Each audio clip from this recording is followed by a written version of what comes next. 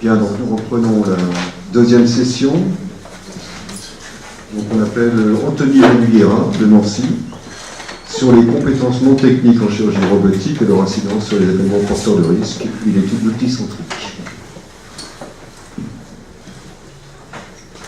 Bonjour à tous, donc Anthony Renuguera, je suis chef de clinique en urologie à Nancy. Et je vais vous présenter un travail un petit peu original qu'on a fait pour étudier les compétences non techniques en chirurgie robotique. Donc pourquoi les compétences non techniques? L'environnement du bloc opératoire de chirurgie robotique, c'est un environnement qui est techniquement complexe. Les membres de l'équipe se trouvent séparés. Il y a une perte totale de la communication visuelle et la communication verbale est également altérée.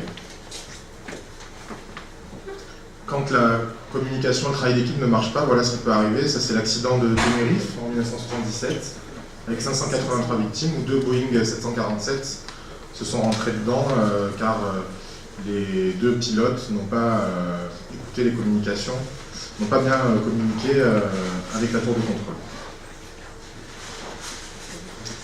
Donc, la chirurgie, c'est un peu comme l'aviation. Ce sont 2 spécialités très techniques. Donc les compétences non techniques, ça regroupe plusieurs choses. Des facteurs personnels tout d'abord, avec le leadership, les capacités cognitives, la prise de décision et la conscience de la situation. Et enfin les interactions avec le reste de l'équipe, la communication sécurisée et la coopération. On a des scores qui sont validés pour étudier les compétences non techniques des équipes, des scores internationaux. Mais ces scores, ils ne prennent pas en compte l'environnement. Et on sait qu'une mauvaise organisation, la présence de perturbateurs au bloc opératoire ou une ergonomie qui n'est pas adaptée, peut altérer le fonctionnement d'une opération. Pour gérer les risques, quand on veut gérer les risques, il faut s'intéresser à la pyramide de Bird. On sait qu'un événement indésirable grave arrive pour 600 événements sans incident, qu'on peut appeler des événements porteurs de risques. Donc voici la définition de la HAS. Donc des événements indésirables, à l'exclusion des événements indésirables graves survenus en établissement de santé qui auraient pu porter préjudice aux patients, mais qui ont pu être évités grâce à des barrières de sécurité. Pour prévenir ces événements porteurs de risques, la HAS propose plusieurs moyens. La checklist, la réalisation d'une checklist qui est obligatoire, et la présence d'un briefing et d'un débriefing. L'objectif de notre étude était donc d'étudier en chirurgie robotique la relation entre la maîtrise des compétences non techniques et leur incidence sur le nombre d'événements porteurs de risques.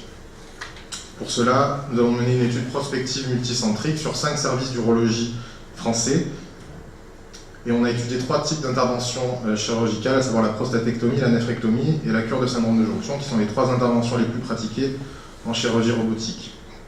On a fait appel à un expert en compétences non techniques et en facteurs humains, qui était issu de l'aviation militaire et qui réalisait des vidéos avec des enregistrements vidéo avec des observations détaillées. On recueillait à chaque fois la date, le lieu, le type de procédure, l'expérience du chirurgien et de l'assistant, la présence d'un briefing, d'un briefing, d'une checklist. Et enfin, il établissait le score de compétences non techniques en chirurgie robotique, donc qui avait été composé par 2 chirurgiens et les experts. Ce score reprenait toutes les compétences non techniques que j'ai citées tout à l'heure, et on avait implémenté dans le score la dimension environnementale. Les scores, chaque item était noté de 1 à 5, le score maximum était donc de 40. En fin de procédure, on recueillait également les impressions des chirurgiens, des assistants et des équipes. Les impressions étaient notées de 1 à 5, 1 et 2 étant des impressions négatives, 3 impressions neutres, et 4 et 5 une auto-évaluation positive. Tous les événements porteurs de risques étaient relevés et listés par 2 chirurgiens de façon indépendante, un chirurgien senior et un chirurgien junior. On avait les événements porteurs de risque de niveau 1, où la sécurité était maintenue, c'était par exemple la mauvaise insertion d'un instrument, une perte de temps, une perte de communication, et des événements porteurs de risque de niveau 2, de type majeur, comme un mouvement violent d'un bras du robot en dehors du champ de vision du chirurgien. Donc entre le 1er septembre 2016 et le 1er septembre 2017, on avait inclus 28 interventions et 26 ont été observées. On avait 54% de prostatectomie, 39% de néphrectomie et 8% de cure de syndrome de jonction. La checklist n'était pas réalisée dans 35% des cas, elle était réalisée de manière complète dans 4% des cas. Pourtant, on sait que la checklist a montré diminuer fortement le taux de complications et le taux de décès. Ça avait été montré dans une étude du New England.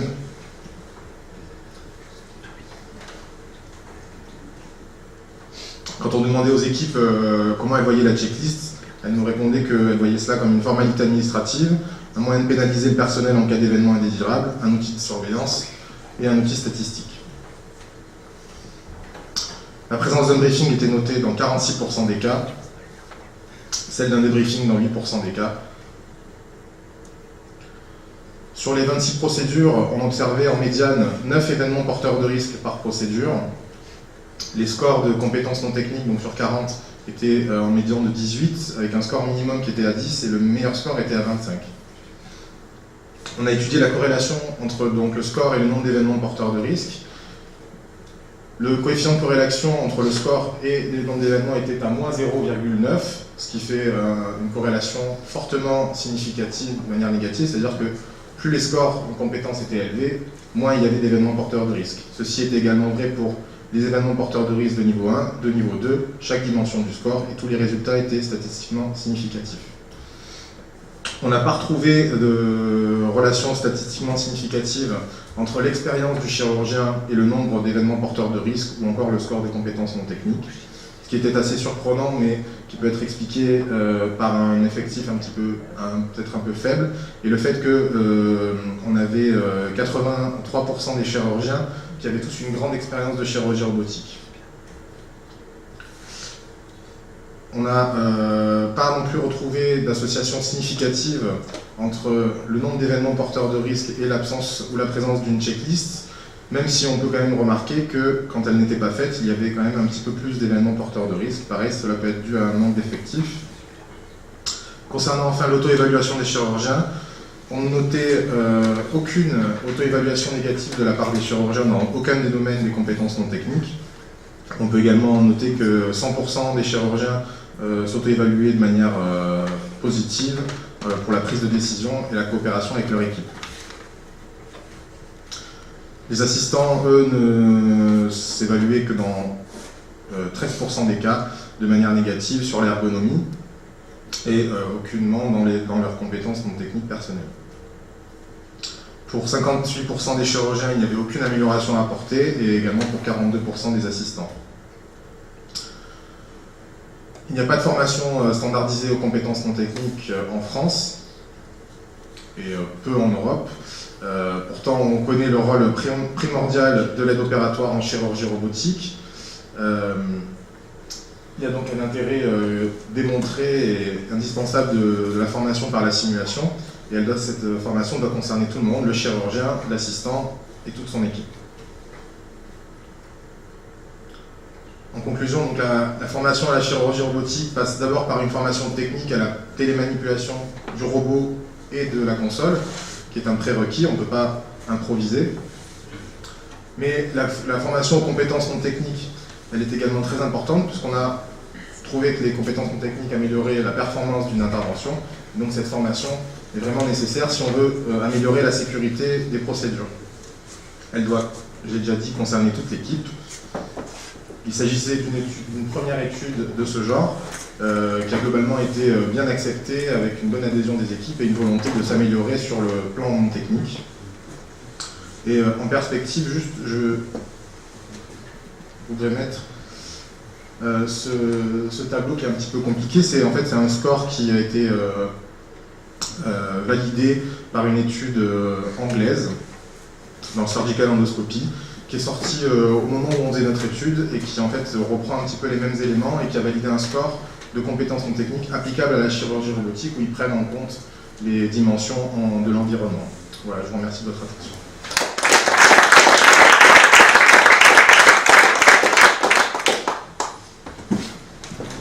Vous avez dit que les chirurgiens avaient globalement une grande expérience de la chirurgie robotique.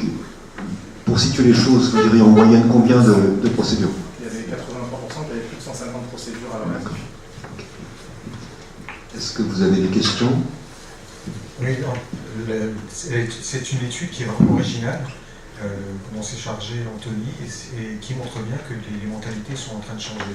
Alors on se pose la question de savoir s'il faut la publier, parce que ce qui est montré là, c'est la non-utilisation de la checklist. On va s'attirer des critiques, mais les choses changent. Et comme il l'a dit, les équipes ont accepté toutes d'être filmées, avec des experts qui venaient. Donc c'est quand même quelque chose de nouveau dans l'esprit chirurgical. Donc, et là, les prospectives, ça sera effectivement de faire quelque chose qui soit un peu plus dans plus de centres au niveau national, avec l'utilisation de ces nouveaux scores qui existent, qui viennent d'être publiés.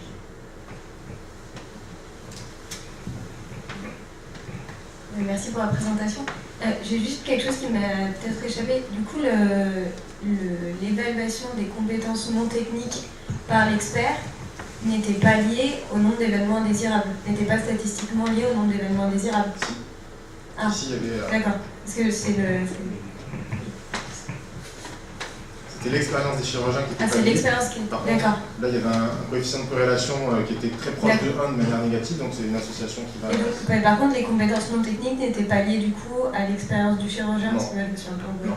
C'était pas lié à l'expérience du chirurgien, d'accord. Et du coup, les perspectives en termes de formation, est-ce que les experts ont pu relever des domaines, enfin des axes particuliers dans lesquels la compétence non technique pouvait être améliorée et que vous mettez en œuvre déjà ou pas? Merci. Le plus gros domaine où on notait des améliorations possibles, c'est surtout la communication sécurisée. Parce qu'au robot, le chirurgien ne voit pas ce qui se passe, et il y a beaucoup de problèmes de communication sécurisée, des mots qui ne sont pas... on demande de faire une action, l'action, on n'a pas de retour sur l'action, les mots ne sont pas forcément très précis, et on est dans une ambiance où les gens se connaissent, les gens n'osent pas forcément parler un peu en langage technique et de manière un petit peu procédurière, si je puis dire. Et ça, c'est l'axe de travail, je pense, le plus important. Et non, je voulais vous remercier pour votre travail, parce que je pense qu'il donne un éclairage tout à fait intéressant et effectivement original. Moi, je pense qu'une publication serait très utile, en dehors des éléments que vous mentionniez, parce que je pense que le problème de la checklist, c'est surtout un problème de culture, qui est l'introduction récente en chirurgie. On dirait un pilote de ligne, bon écoutez, la checklist est facultatif, il crie au scandale. Donc je crois que... Et en plus, l'objectif de la checklist, c'est pas uniquement de préciser le côté, qui est certes un problème intéressant, mais aussi de lier les équipes au sein d'un bloc opératoire entre le médecin, l'anesthésiste et tout ça. Et je pense que toutes les études qui portent sur sa pertinence correspondent à un élément positif, et je crois que vous les faites très bien en sortir de votre étude, et on vous remercie. Je vous remercie beaucoup. Concernant d'une façon beaucoup plus générale les compétences non techniques, quelles sont donc les voies pour se former à ça? C'est via des centres de simulation, du science game, des jeux de rôle? Ce qui marche bien, et ce qui est pour l'instant ce qu'on peut retrouver dans la littérature, c'est effectivement de faire des environnements de simulation où les gens sont filmés à plusieurs sur leurs compétences non techniques, et à la fin ils regardent eux-mêmes les images de ce qu'ils ont fait, ils apportent eux-mêmes une autocritique, et il y a quelqu'un qui est là qui s'y connaît en compétences techniques, qui leur apporte des axes d'amélioration. Je pense qu'il y a un peu comme ça qu'on peut s'améliorer sur les compétences non techniques.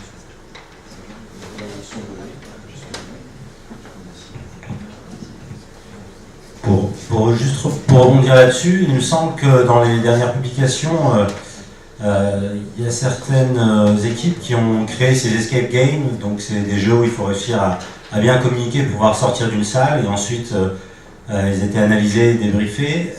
Il me semble que toutes les équipes, enfin toutes les personnes d'une même équipe arrivaient à s'améliorer, sauf les chirurgiens. Voilà, pour les compétences non techniques, il n'y a que les chirurgiens en fait qui n'arrivaient pas à évoluer, en tout cas de cette manière-là. On n'a jamais été confronté aux connaissances non techniques, en fait. Je crois que il y a vraiment un phénomène. Dans l'industrie actuellement, on recrute un candidat avec grande partie sur ses compétences non techniques, en définitive. Et nous, pas du tout. Voilà, je crois qu'il y a un problème de société chirurgicale là qui doit évoluer. il a pu bénéficier pour son étude de l'aide de pilote de chasse. Donc vous évoquiez le rôle de l'aéronautique. Tu peux peut-être nous dire un mot sur les critères d'évaluation entre... Donc il y avait on était jugés par des chirurgiens et d'autre part par les pilotes de chasse. Donc leurs critères d'évaluation... Il n'y a pas du tout le même niveau d'exigence sur ça. C'est très intéressant, parce qu'il faut publier des études comme ça, parce que de toute manière, on rentre là-dedans. Hein, Et, merci beaucoup, hein, c'est passionnant, parce que c'est un sujet qu'on n'aborde jamais. Qu'est-ce qui a choqué le plus les pilotes de chasse?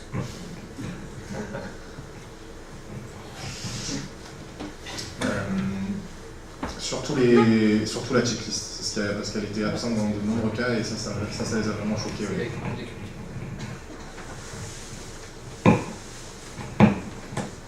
Bien, bah, écoutez bien. J'avais une question purement féministe. Il y a des femmes dans l'équipe de chirurgiens ou pas? Et est-ce qu'il y a une différence dans le niveau de connaissance non technique?